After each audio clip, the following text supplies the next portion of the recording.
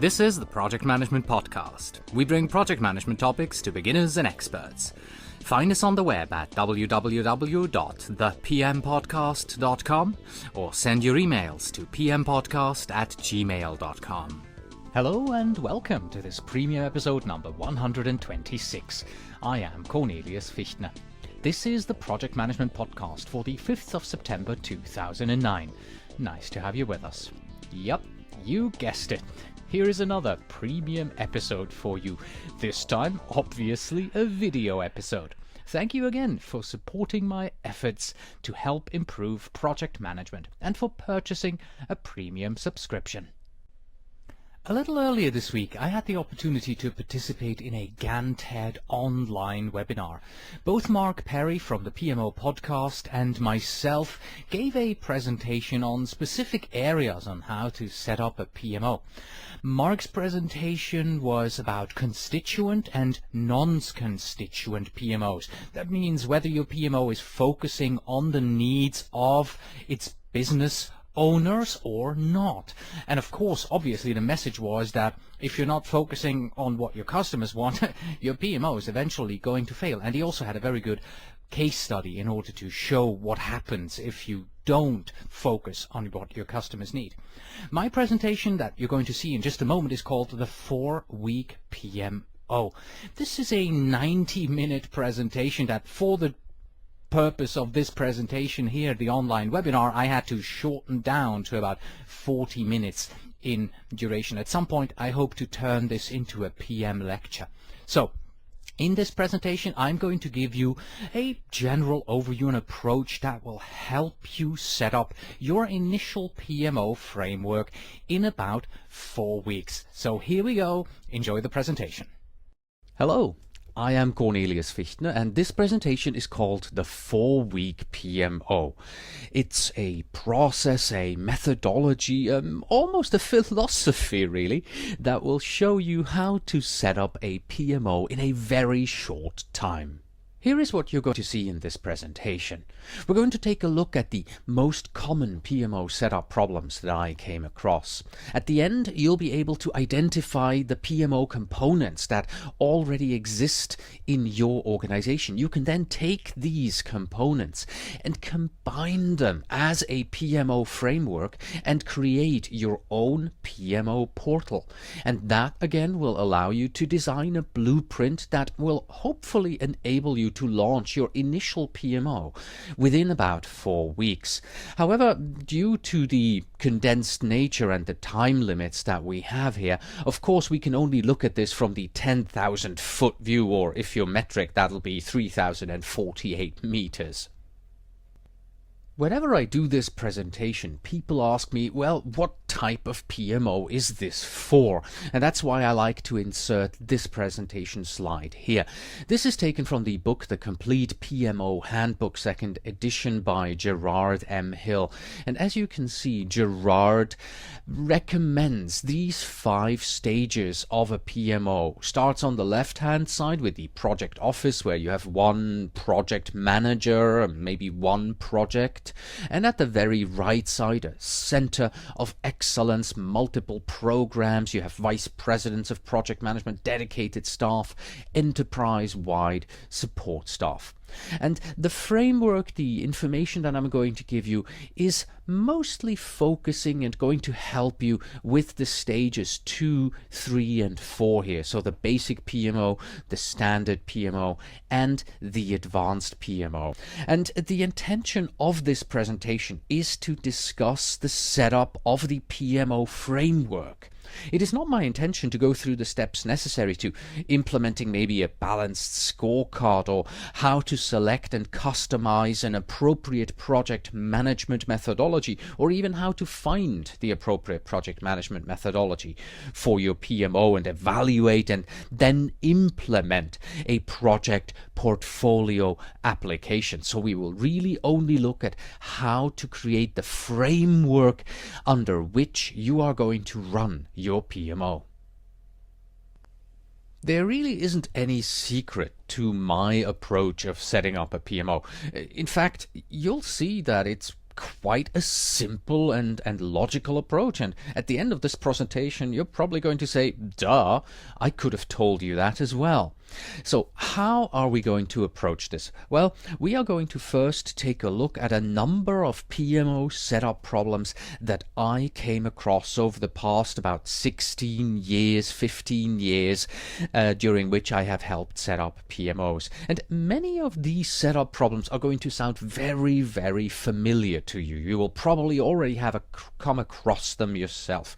And once we reminded ourselves of these recurring issues, then we're going to take a look at how to get around these by taking the components that you need for setting up a PMO. So let us begin with the number one problem of setting up a PMO. And this number one problem is simply the committee. Yes, a committee is called a cul-de-sac, a one-way street down which ideas are lured and then quietly strangled. And let's assume you have a 12-people committee that has been instituted to help develop your PMO. Well, in that particular case, everybody on that committee gets their say, and this will lead to compromises. And a compromise will eventually lead to a convoluted PMO framework. This is best shown in one of the last companies that I worked for. We had a project management methodology, and I'm not kidding you, that when you printed it out, it took about 500 pages, okay? And that was the normal methodology. And then they realized, well, not all projects are this large, so we also need a small methodology, and they created a small methodology. And the small methodology is, instead of 500 pages thick, about 400 pages thick. So it was absolutely impossible to work with that methodology because it was committee developed. So we have to be able to get around the committee approach, first of all, in order to set up a PMO in your organization. Here are a few more of those PMO setup problems that I found over the years, and while the committee is really number one, and I feel very strongly about it, these here are in totally random order. So the consultants here are not really issue number two that I found. No, they're just one of the issues, because most often, you've probably seen this as well, you have a problem in an organization, you bring in a consultant, and then they have the AAA approach, right? They arrive, they analyze, and then au revoir, they are out the door again, they leave, and as they leave, what do? They either give you a presentation and say, here, this is what you need to do, or they give you a binder and they say, here, this is your new PMO, use it. Well, that's definitely not going to work. Next problem is too much change at once. We just want too much change of the people who are working in our organization. We suddenly give them new processes, we give them a new methodology, and we give them new templates. This is simply too much for these people all at once. We have to take a more pragmatic approach. There's also the problem that many people, in setting up a PMO, there is too much of a tool-centric thinking. Right? There is a tool that we have to use, and once we have that tool in place, then there is duplicate data entry, right? We suddenly have to copy paste all our information from whatever we had before into this new tool, which then leads to the problem that I've mentioned earlier, and that is this one-size methodology, that one size fits all. Oh, the tool is just allowing us to have one methodology. Most tools these days don't do that anymore, but you can come across this. People just don't realize we need multiple methodologies because we have multiple types of projects, multiple sizes that we need to work for. Oh yes, this is of course another big one, lack of management support. If you don't have the support of your management, then you are never going to be able to take your PMO and fly with it. That's just not possible. No ownership. No ownership of the PMO here. I'm talking about the big picture and the small picture. The big picture very closely related with the lack of management support. You don't have an overall owner of the PMO. The PMO gets set up, the PMO just suddenly stands there, but nobody is really responsible for it from the big picture. Nobody is its champion, nobody goes out and pushes it. And then in the small picture, if you go all the way down to the various templates, to the process steps, to the information that's in the PMO, well, no one's responsible for those. No one owns those. You don't have any subject matter experts that people can go to. So there is absolutely no ownership. And because there is no ownership of these steps and templates, you also have no support available. You know, you have trained project managers in your organization, and you have the occasional project managers in your organization. And by occasional, I mean, Susan from the accounting department who gets handed a small project, and the manager in the accounting department tells her, well, Susan, manage this project. Oh, but don't forget, you have to manage this according to our project management methodology. But she gets absolutely no support and has no idea what to do. Well, closely related to the no ownership problem, but also closely related to the problem that it's very difficult to access policies and procedures and maybe even the templates and the methodology, because well, we don't know where they are. Maybe they're in a binder somewhere, or maybe they're on the X drive, but I don't have access to the X drive. And all these problems just keep coming up. So these are mainly the primary problems that I have found over the few years here as we have been setting up PMOs around the world. Well, so much for the problem. But before we can move on to the solution, we first have to look at the 4 basic PMO components that you will find in a PMO. And if your organization regularly manages projects, then these components exist in your company today in one form or another. Whether you're aware of them or not, that's a totally different story. And these 4 components here, project portfolio applications, desktop tools, collaboration platforms, and PMO content, these will be the basic building blocks of your PMO. These make up your framework. So let's take a look at them in detail, and we will briefly look at a definition and an example for each of these 4 components. Let's begin with the project portfolio application. Of course, the portfolio application, that is the application that will help you to figure out the optimal mix and in what order you have to execute your projects in order to best achieve your overall strategic goals. It gives you some analyzing power to tell you which are the best projects or the best project mix that you need to execute.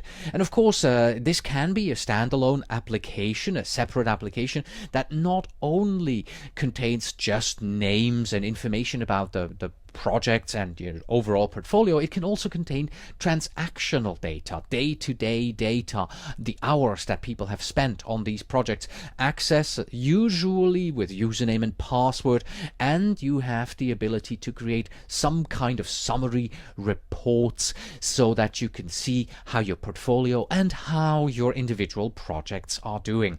Here are a few examples here, and yes, I really find that in many companies, Microsoft Word and Microsoft Excel are used as project portfolio applications. In fact, the one thing I didn't put on here was the napkin and the back of your hand.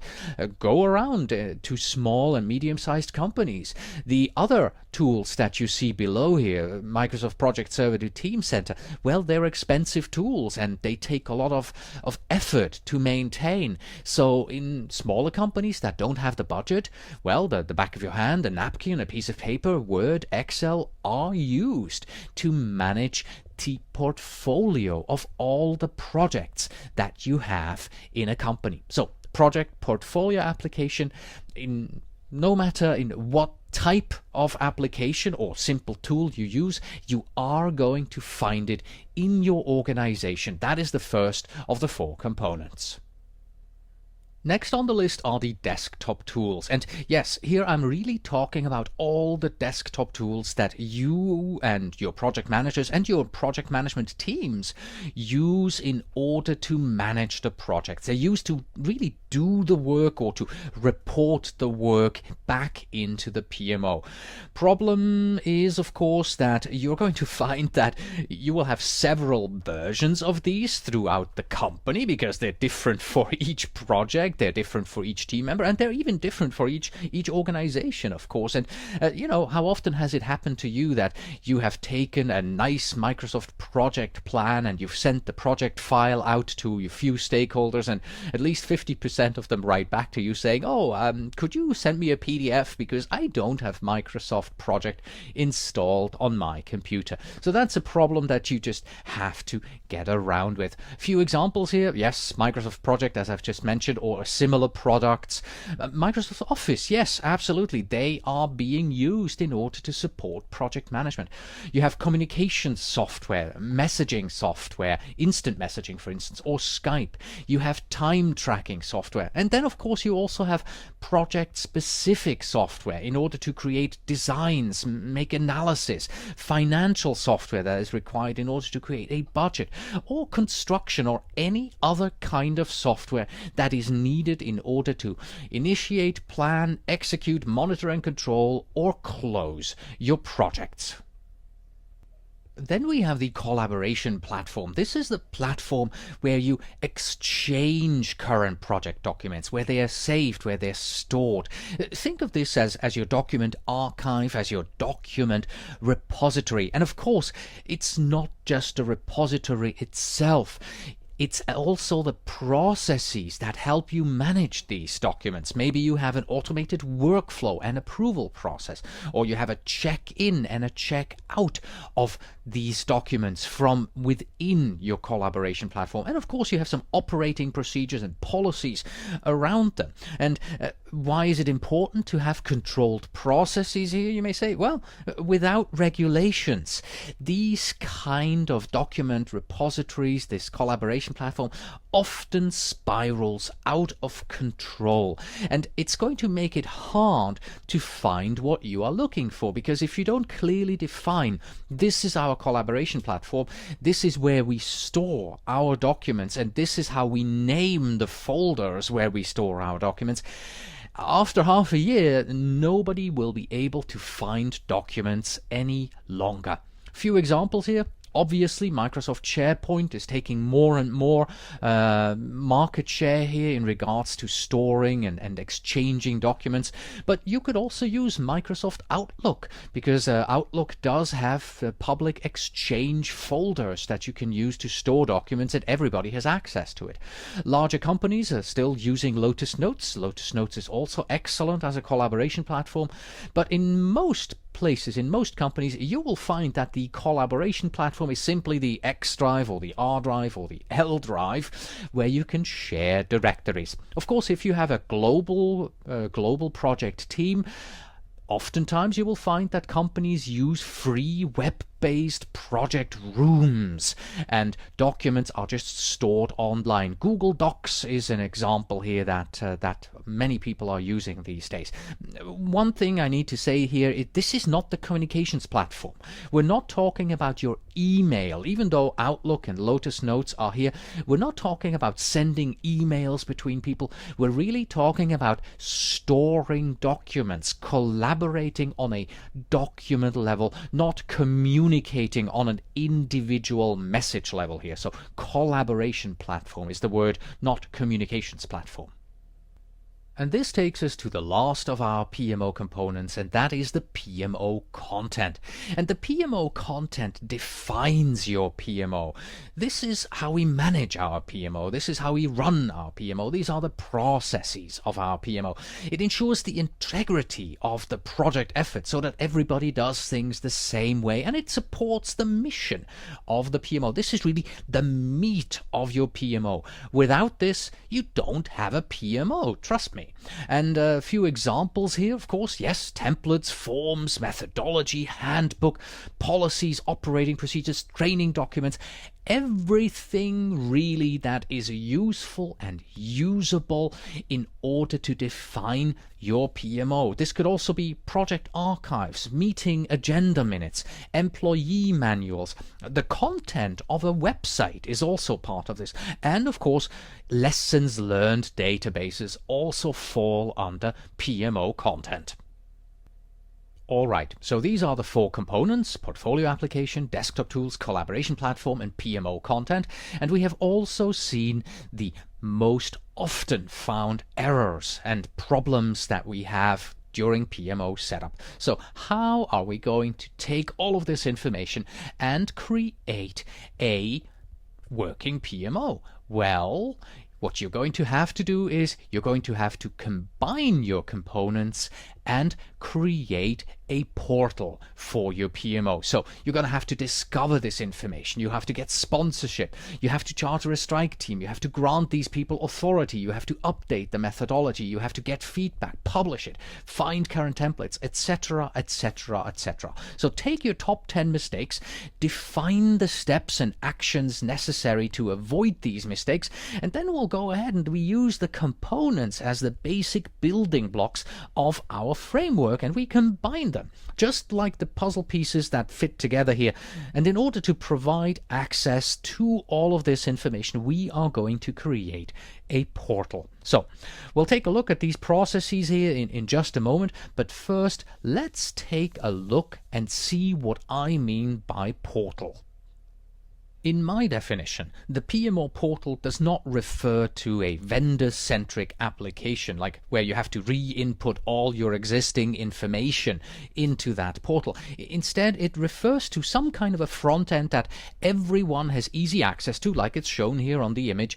You take the components, you put them together, and then people can quickly and easily access all of these components. So what are the goals here that we're looking at? Well, it's going to be your one-stop shop. That's going to be your portal. It's going to give guidance to new and occasional project managers, but it is also a reference for the seasoned project manager. You and I, we know what we do in project management in our organization, but sometimes we need a little bit of help here and there. So we need to be able to go somewhere and look at this. The requirements are quite simple. It has to be real-time access. Without real-time access, it's going to die. If it's a binder that's behind you on the shelves, nobody's going to use it. It has to be easily modifiable, and updates have to be able to implement it quickly. It has to contain the most current information and links to that information, and it has to be actively managed via assigned responsibilities. Very important here, the last one. Actively managed. People need to have responsibilities within your portal in order to update the components so that there always is the latest information available to your project managers. Well, the title of this presentation is the 4-week PMO, and I promise that at the end of the presentation you will be able to create a blueprint in order to set up your initial PMO within about 4 weeks. And here's how this is done. These are all the steps that are generally necessary in order to set up a production PMO within about 12 weeks and your initial PMO, have that rolled out in about 4 weeks. It's not easy. I'm not going to make this sound simpler than it really is, but I promise you we have done this. It's possible to set up your initial PMO within about 4 weeks. And here is what it takes. The first thing I want you to do is I want you to set up a committee. And of course, I also want you not to fall asleep. No, not at all. I'm just checking you here. I'm just kidding. You do not want to set up a committee. Trust me. What you want to do is you want to set up a small strike team of about 3 people. Now, the big difference between setting up a committee and setting up a strike team is quite simple. The strike team needs to have the authority to make initial decisions. Right? You don't want the strike team to have to go back to the managers every 10 minutes and say, are we allowed to use this template or do we have to use something else? No, these 3 people have to be able to just sit down and say, we use this template, we use this methodology, we use this, we use that, we use that, without having to go to anybody and ask daddy for permission. May we please do it this way? If you're able to do that, then you're on the right way. You will also need to get an off-the-shelf portal. If you want to build this yourself, some kind of an intranet application, don't build it yourself. Get something that you can get off the shelf in order to move forward quickly. And of course, securing management support, absolutely important. Also, without the management support, you can't give the authority to your strike team either. And last but not least, very important, tell everybody who's involved in the PMO and who will be involved in the PMO in the future that at this moment, this first 4 weeks, the strike team is going to make initial decisions in order to set up our PMO quickly. And then later on, you all will have your say. We will take your input, we will make it better, we will improve it. But in order to get something out quickly, the strike team has the authority to make decisions in order to push our PMO out the door within 4 weeks. A couple of slides back, we've seen a Gantt chart that showed what such a setup could look like. So let's now jump into the phases, the 4 phases that I recommend here, and look at what the activities are in each of these phases. First of all, the initial setup phase, and this is where the 4-week PMO title of this presentation really comes from. If you have a strike team that has the authority to do this, you can do this within 4 weeks. They need to discover and standardize project management assets within your organization. They have to find templates, they have to define the templates, decide on which templates to use, because you may find 2 templates that are the same. They will define project sizes and the methodology that we're going to use for each of these. You know, maybe you have a small, medium and large project, but what exactly does that mean? Well, a small project, for instance, is anything below $50,000, and a large project is everything above $250,000, and what's in between is a medium-sized project. So that's what they're going to do in order to define. Then they're going to have to mix and match as well. Remember, I also recommended that you buy a out-of-the-box portal. Well, many of these out-of-the-box portals, they do come with predefined templates. Well, maybe you have a better template, maybe their template is better, so you mix and match. You're going to define the exact framework that you're going to have in your PMO. This is how we are going to run our PMO. And of course, very important, they need to set up the portal. They have to be able to create this portal alongside with determining all this information in order, as they are discovering this information, they're going to have to set up the portal and fill it with the meat that they find. And of course, at the end of this setup phase, there is going to be an initial release milestone where everybody is going to be invited, and you have a presentation over the web with a conference call-in number. And I tell you, when you do this, when you go from 0 to this initial portal, you can really hear people's eyes grow at this stage. You know, you invite them, you show them what you've got, you show them the portal, and they're going to go, wow, this is fabulous. We finally have all our project management information all in one place in a portal here. All right, next phase is going to be an acquaintance phase, because after the initial release, you're going to tell everybody, well, we want your feedback. Please tell us what you find here, what you would like us to do. So the project managers, they go in, they use the portal, and you will receive your initial feedback, and you can then use that to move into the next phase. The acquaintance phase is really meant to give your project managers time to look at the portal and begin working with the portal and take the first steps in the portal. Sort of informal, really. And then once that is over, you want to start a formal feedback and update phase of about 4 weeks. So you're really going out there and you solicit feedback from your project managers, maybe even with a survey or some kind of form that you have them fill in. You take their feedback, you integrate them. You will also find new stuff. You'll find new templates that you didn't find in the initial phase. And here's an important step. You want to assign owners. You want to say, hey, Susan, this is your template. We found this on your desktop. So why don't you become the subject matter expert for this particular template? And why don't you also take this process step and become the owner of this particular step. And if somebody has a question about it, well, they come to you. At the end of these 4 weeks here, you're going to have an official production release milestone, and then from then on forward, everybody is required, when they manage a project, to use the methodologies as they are provided in your online portal. And of course, then from here on forward, it's continuous improvement. And here, the owners will keep everything alive. That's why in the feedback and update phase, you assign the owners. Because without an owner, you cannot have continuous improvement. If you don't have somebody who says, this is my baby here, I'm responsible for this, it's going to die, I promise you that. But there's also a danger in this, and the danger is that each change, each update that you're going to implement into your PMO, into your methodologies, into your portal, is going to add complexity. The PMI released its value of project management study, and one of the findings they had is that over time, due to improvements that are made to project management methodologies grow out of hand, and they grow complex, and they just become dead weight on project management. So and at some point you're going to have to go back and you're going to have to weed out.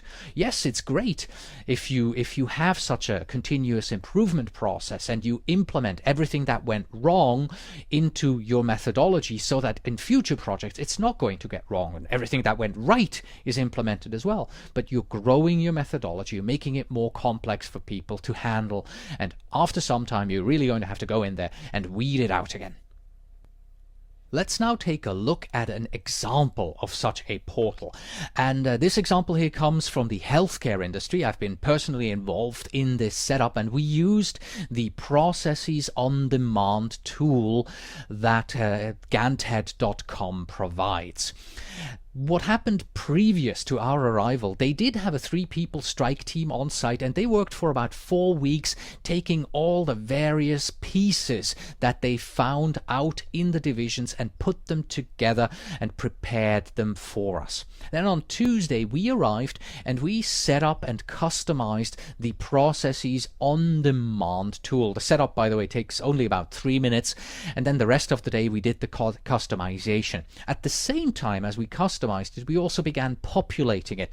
We began to mix and match with the out of the box templates and the templates that the customer had, and we changed the headers and the footers and all that. You'll see that in just a moment. I do have screenshots here for you. And then on Wednesday, the PMO was rolled out to about 10 project managers from various divisions within the company there, and it was all done on a conference call. But you could hear this sigh of relief that went through all of these project managers on the call, and they're like, oh wow, finally we have all our PMO information in one place. It was just fabulous. This was a classic example of how project managers will react positively if you give them a PMO portal and make their lives easier by having all these components together in one place. What you see here is the overview page for a standard project. And of course, you can see this in the left-hand navigation. There is also a complex project. And if this organization, this company here, had a small project, it would also be there. So this is completely configurable based on the needs of your organization. And also based on the needs of your organization, you may notice there's absolutely no Ganthead branding on this page. This is intentional because once the tool gets installed on the intranet of the customer, all the Ganthead branding is completely removed and replaced by the colors and the branding of the customer. So it fits 100% into your intranet, into what it should look like for your organization.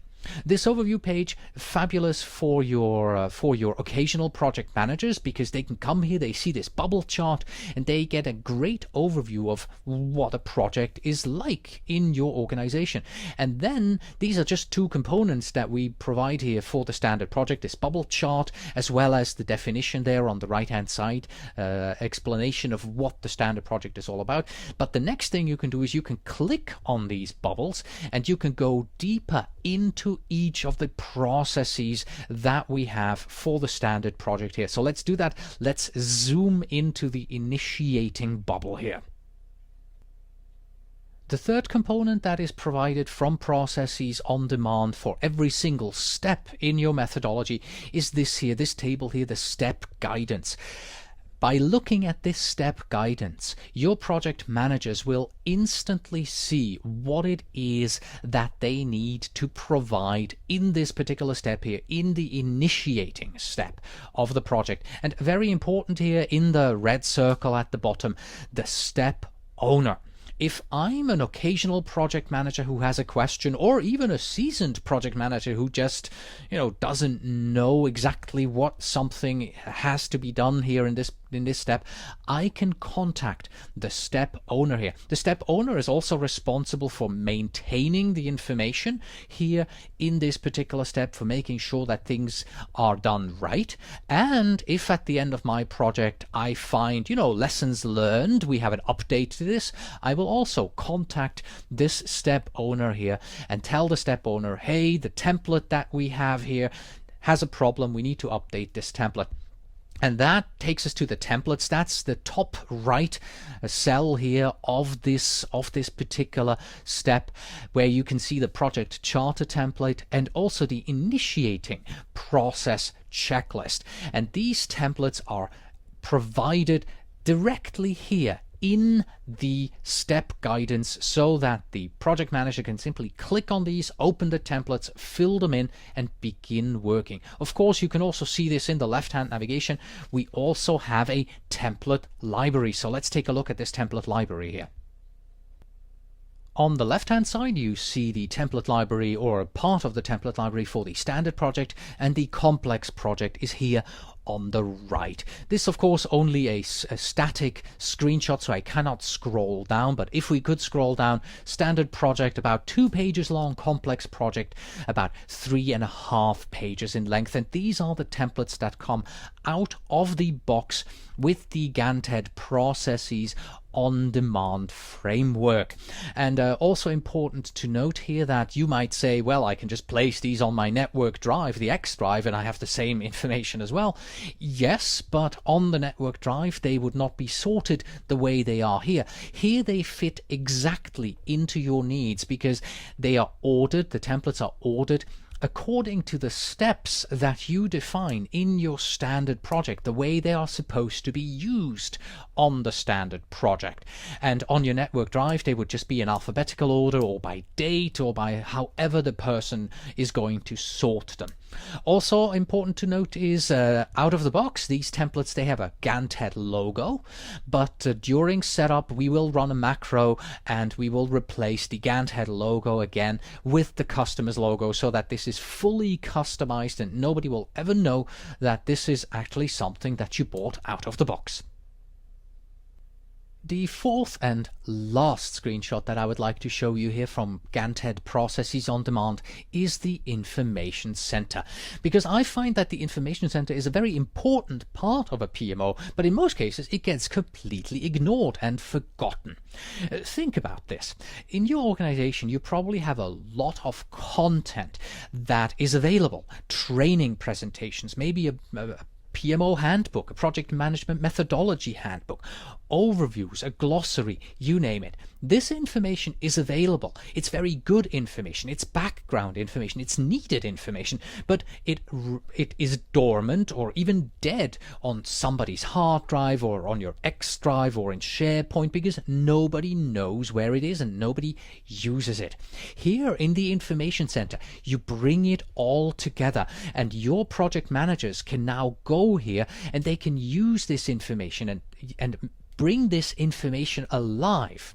Out of the box, by the way, there are 2 pieces that come with Processes on Demand. The first one is a project management training presentation that you see on the right hand side there. That is a 2-day, about 200 slide long presentation on project management, general training on project management that you can use and give to your project managers and train them that way. And just below there, you will also receive a fully licensed version of the Project Management Prepcast. This is a 40-hour-long PMP exam video training that comes out of the box, and anyone in your organization may go through this PMP training. And if you say you have 3 or 4 people who want to do this, you've already saved, let's say you let them take a boot camp of about $3,000 each, so you've already saved about $9,000 here, because this training comes out of the box and it grants them the 35 contact hours that they need in order to pass and be able to apply for the PMP exam. So this here, the Information Center, very important area where people can go and learn more about how you do project management in your organization. In conclusion, there really is no be-all and end-all PMO solution. There is no one tool that does it all for you and for your organization. My tip there for you is you have to know and avoid the top 10 issues in setting up a PMO, and each PMO uses the same 4 components. Therefore, go out there and discover what you have in your organization. Mix and match everything that you find into a framework and provide a portal like the Gantt Processes on-demand portal, and use that as your starting point to provide a PMO to your organization. And if you do it that way, it can be done in 4 weeks, and after 4 weeks you will be able to roll out your initial PMO. And that was my presentation, the 4-week PMO. That's it for today. Thank you very much for watching. As always, you can find us on the web at thepmpodcast.com. And if you are a project manager who wants to become a PMP, then the easiest way to do so is with our sister podcast, the Project Management Prepcast, and study for the exam by watching over 38 hours of video training from pmprepcast.com. If you are already a PMP, well then stop by at pmlectures.com, where we go beyond just delivering PDUs. We give you exclusive training from the brightest minds in project management today. Please send your emails to pmpodcast@gmail.com, and when you write, please tell me where in the world you are writing from. And finally, we have this.